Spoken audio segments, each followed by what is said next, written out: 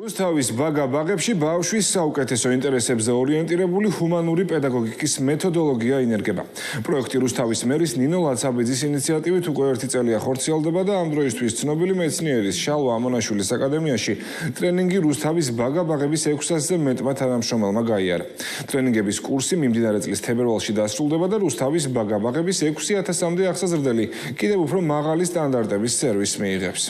ასეთი პროექტი ჩვენს ცხოვრებაში პირველია, როცა მთელი ქალაქი და ქალაქის სკოლამდე აზრდაცებულები ექვემდებარებიან გადამზადებას. ჩვენ მხოლოდ ერთი გზა ვიცით გადამზადების, ეს არის ჰუმანური პედაგოგიკა, სიყვარულის, ურთიერთობის, კულტურის პედაგოგიკა ეს. ამ პროექტით ჩვენმა აღმზრდელებმა ისწავლეს, როგორ მარტივად დანერგონ სახელმწიფო სტანდარტი ჰუმანური პედაგოგიკის მიდგომით. ეს საკითხები დაგვეხმარა ჩვენ პიროვნულ ზრდაში, რადგან ბავშვის განვითარებაში მოდელირება ერთ-ერთი მნიშვნელოვანი საკითხია.